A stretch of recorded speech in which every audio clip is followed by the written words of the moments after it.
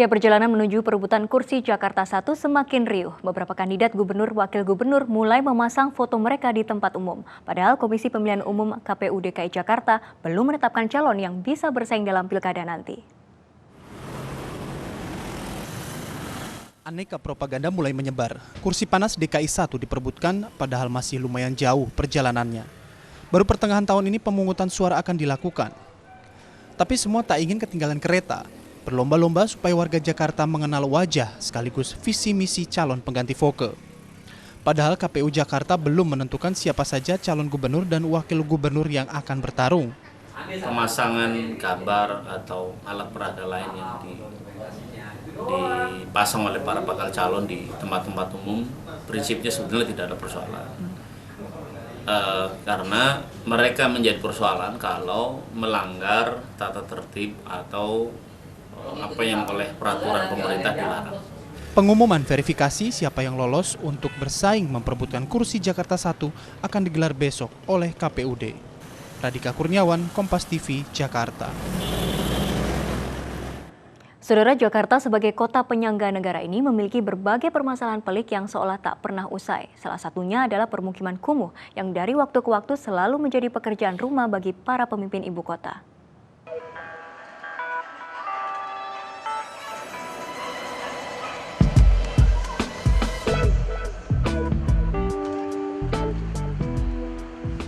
Aliran Sungai Ciliwung yang kotor dan berbau tak pernah jadi impian pasangan suami istri Rusli dan Wati.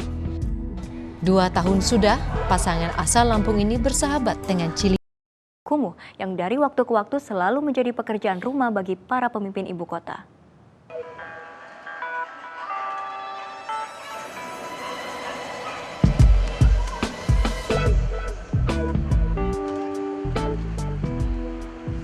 Aliran Sungai Ciliwung yang kotor dan berbau tak pernah jadi impian pasangan suami istri Rusli dan Wati.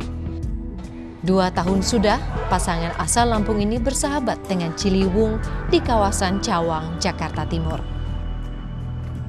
Bersama 6 orang anak, Rusli dan Wati tinggal di gubuk sederhana yang terbuat dari kayu, dilengkapi peralatan rumah tangga ala kadarnya.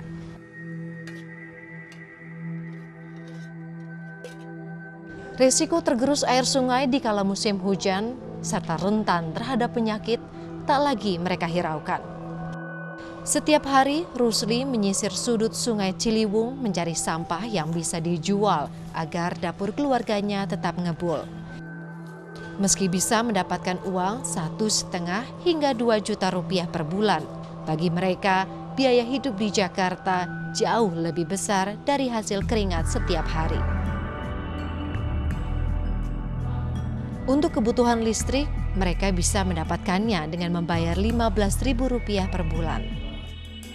Tidak hanya bagi pasangan Rusli dan Wati, nasib hidup di kolong jembatan pun dialami sekitar 40 keluarga lainnya.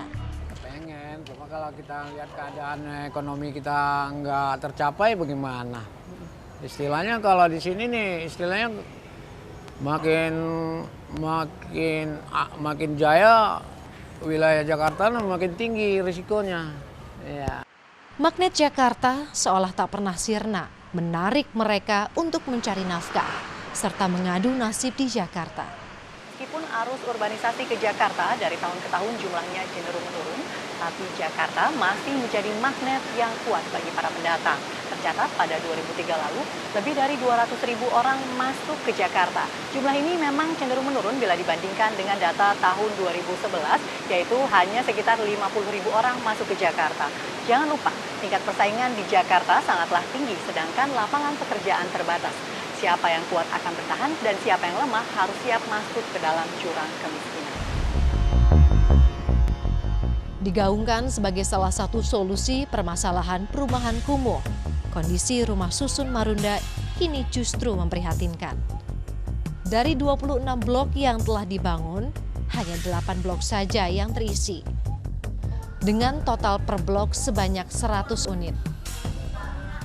Rencananya waktu itu kan dibilang kata rumah susun itu dibicarakan untuk orang-orang yang susah, yang kebakaran, yang untuk inilah katanya orang-orang kolong yang nggak punya rumah. Tapi nyatanya orang-orang sana tuh nggak bisa kuat karena perekonomian yang begitu tinggi di sini. yaitu masalah transportasi. Di tengah solusi ini, pembangunan rumah susun sebagai upaya menghilangkan pemukiman kumuh dinilai bukanlah jalan keluar yang terbaik.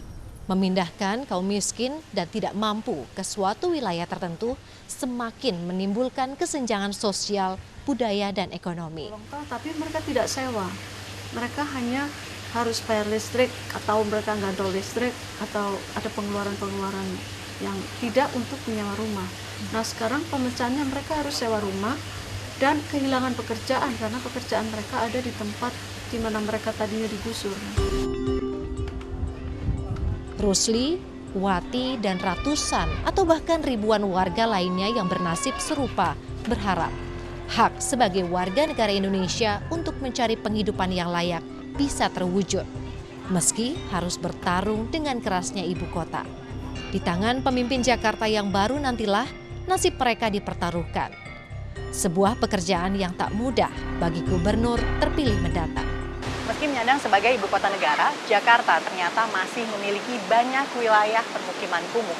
Padahal dalam program-program pemerintah telah memasukkan program pengentasan permukiman kumuh. Namun kenyataan di lapangan ternyata berbeda. Ini tentunya akan menjadi pekerjaan rumah yang harus ditangani lebih serius oleh calon gubernur dan juga wakil gubernur yang nantinya akan memimpin ibu kota. Karena Jakarta tidak hanya diperuntukkan bagi kaum berani. Ina Natalia, Albert Ade, Kompas TV, Jakarta.